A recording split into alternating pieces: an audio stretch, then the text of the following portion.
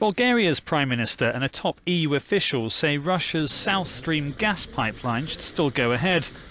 Russia said it had scrapped the €40 billion project, citing legal issues. The head of the European Commission said, South Stream can be built. The conditions have been clear since a long time. There is nothing new. The ball is in the court of Russia. Bulgarian Premier Boyko Borisov told reporters that Moscow's pipeline should comply with EU rules and antitrust regulation. We want South Stream to be built, respecting European rules. And on the 9th of December in Brussels, we will decide exactly how to implement those rules. That's when EU energy ministers will discuss South Stream and other issues. The Gazprom pipeline would have provided an alternative transit route for European gas, bypassing Ukraine.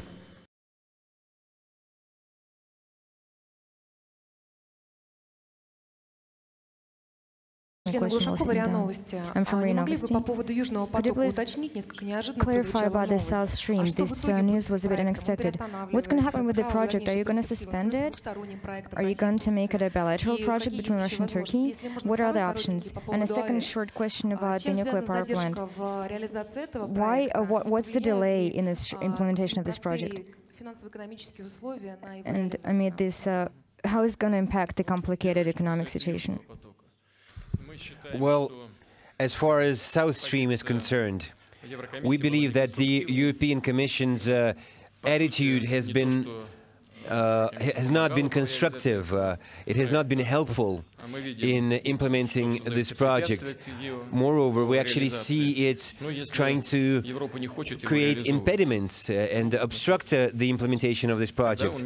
Well, if Europe does not want this project to be implemented, then we will not implement this project. We will redirect our energy resources to other regions of the world, in part through implementing our liquefied natural gas projects and speeding them up. We will just sell our energy resources to other markets, and Europe will not receive them in the necessary amounts. We believe this would be contrary to Europe's economic interests. This would negatively affect our economic cooperation, but that is the choice on the part of our European friends. It is their own choice. They are the buyers, it is up to them, but Russia cannot start constructing a pipeline so long as we have not received Bulgaria's authorization for constructing something in its exclusive economic zone. We cannot, it would be ridiculous for us to invest hundreds of millions of dollars in constructing a project, bringing it to Bulgaria's borders and having to drop it from there on. That means that we will not implement this project, even though the company that was committed to constructing it would be prepared to start their activities, their construction operations tomorrow. But we'll have to not do it. And it's weird because my Bulgarian counterparts used to tell me that they would follow through with authorization for South Stream because it's in their interests. Well, if Bulgaria is not entitled to act as an independent country, well, at least they should demand compensation from the European Commission for their missed interest, because Bulgaria will not receive about 400 million euros annually from this project. But this is Bulgaria's choice. I suppose they must have their own commitments, but this is nothing. This is none of our business. It's up to our partners. As for Turkey,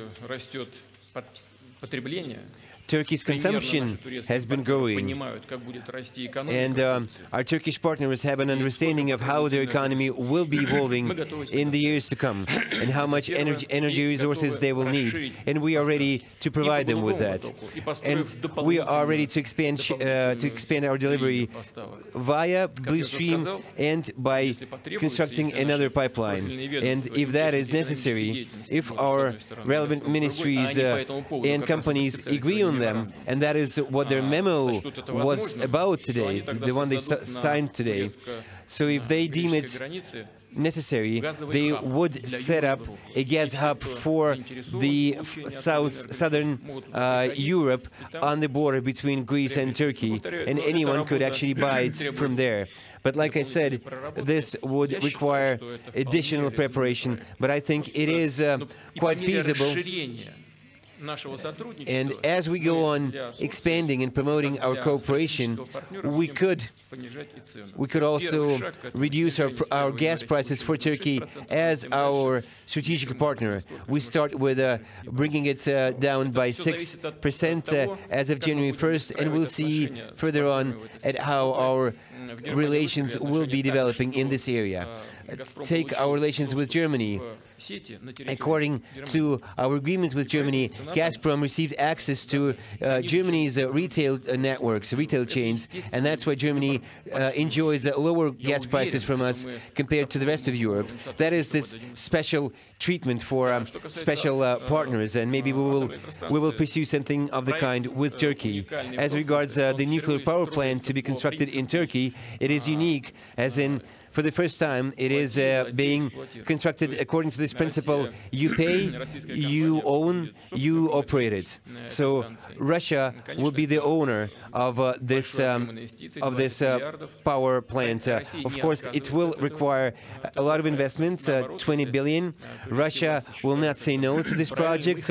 On the contrary, if Turkey wants to have more than just one nuclear power plant, but a whole nuclear industry, an up-to-date state-of-the-art nuclear industry, we will be ready to provide that. We see no difficulties as regards financing or the time frame. It will all be done within our agreed periods, following the best practices and standards as regards safety, because we are providing Turkey with an improved technology which was adjusted and updated following the Fukushima disaster.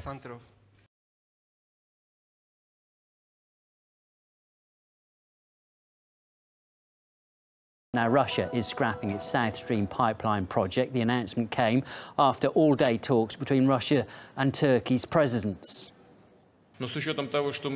Given we still haven't received permission from Bulgaria, we think Russia cannot continue with the South Stream project in such circumstances.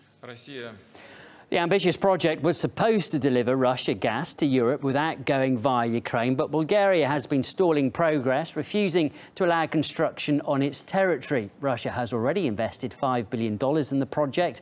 Vladimir Putin said if the EU doesn't want it, Russia will redirect its energy priorities elsewhere. Igor Piskunov has more details. Well, frankly, the news about South Stream did come as a surprise to many. In fact, Russia and Turkey were pretty much ready to start building the pipeline, but according to President Putin, without the final green light from Bulgaria, there was simply no point in even starting. But without the South Stream pipeline, this doesn't mean that Russia and Turkey can't boost energy ties using other infrastructure, already existing infrastructure, like the Blue Stream pipeline.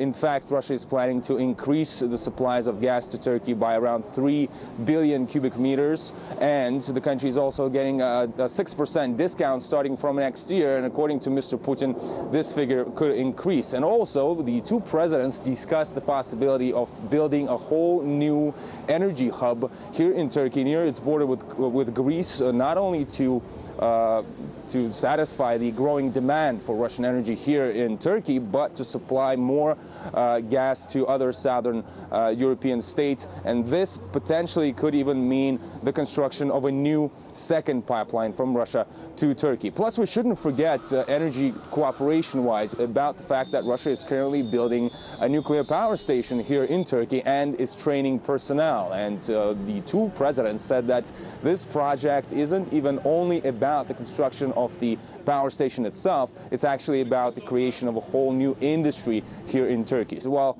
the South Stream cancellation was a surprise, but it's not the end of the game here. And so Turkey is also in a good position, at least that is the view of political analyst Martin Macaulay. In international relations, you separate politics from economics, and politics sometimes trumps economics, but quite often the economics carry on, with political differences. From an economic point of view, this gas deal, that's been on the cards for quite a long time. They've been debating that for years, really. And Turkey would, in fact, like the gas pipelines to go through Turkey, because then they'd collect a rent from it. And also, Turkey would like to pipe natural gas from Iran through Turkey to the west.